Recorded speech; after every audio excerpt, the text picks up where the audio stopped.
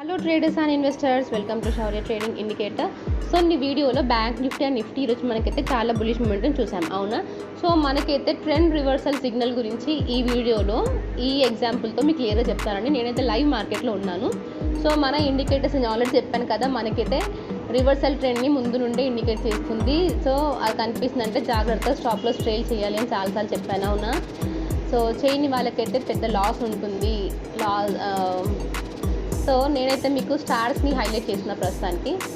So ఇక్కడ చూస్తే మీరు ఓకే ఇక్కడ కూడా ఓకే.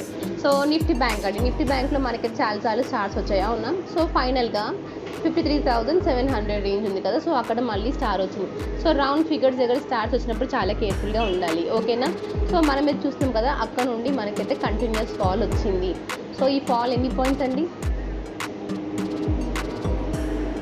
ఎన్ని పాయింట్స్ ఫాల్ అండి? ఇది 600 పాయింట్స్, ఓకేనా?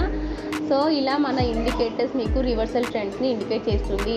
ఫాల్ వచ్చింది, మరి ఎలాగా అనేసి అనుకుంటున్నారా? నెక్స్ట్ ఇక్కడ ఏమందండి, మళ్ళీ ఇక్కడ ట్రెండ్ రివర్స్ అయ్యే ఛాన్స్ ఉంది, చెక్ చేసుకోండి అని చెప్పింది, అవునా? సో స్టార్ సింబల్ వచ్చింది కదా, సో స్టార్ సింబల్ వచ్చిన తర్వాత మళ్ళీ ఇక్కడ నుండి ఇక్కడికి మీకు 275 పాయింట్స్, అంటే ఇప్పుడు ప్రస్తుతానికైతే 275 పాయింట్స్ మళ్ళీ అప్సెట్ మూమెంటం వచ్చింది, ఓకేనా?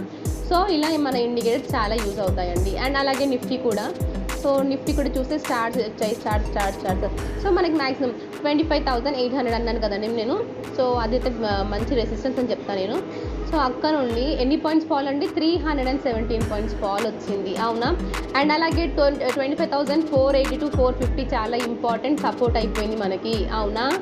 ఎందుకంటే ఒక 2-3 డేస్ నుంచి చెప్తున్నాను కదా, అది మనకి చాలా ఇంపార్టెంట్ రేంజ్ అని చెప్పేసి. మొన్నటి వరకు అది రెసిస్టెన్స్ లాగా యాక్ట్ చేసింది, ఇప్పుడు చాలా మంచి సపోర్ట్ లాగా యాక్ట్ చేస్తుంది, ఓకేనా?